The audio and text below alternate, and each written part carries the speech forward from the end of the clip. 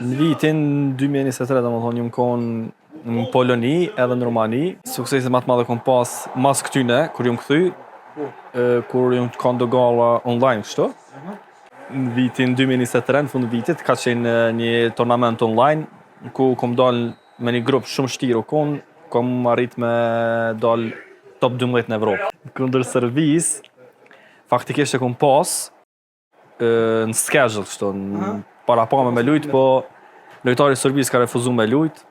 Ka qenë një lajm që pa të bubuj edhe në Ballkan përgjithësi. Ka qenë një lajm edhe që u përhap edhe në Bosnjë edhe vetë Serbia atje. Po për arsye që ala nuk i di, lojtari i Serbisë pa të refuzuar me lujt me mua dhe i pa ta fitu pikë në tavolinë. Dorë mas shtirë të kon grupi, po unë në fund kom arrit me dali pari, nëse më thoni me pikë të barabarta, për shkak se Holanda ka qenë para meje.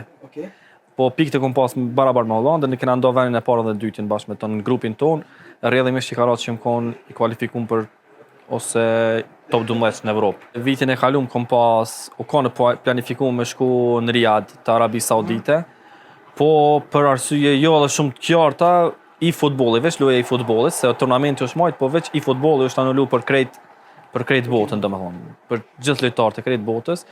Kështu që kudo që mot në këtë vit, kjo i futboll, kampionati botror, vetë se jam i kualifikum, nuk kam e pas nevojë për gara tjera, po. Nëse dikush prej lojtarëve gaming që janë e vrejnë që kanë aftësi pak më dallueshme se lojtarë tjerë, atëherë ja vlen me vazhdu, me promovu veten, po edhe me arrit synime më të larta.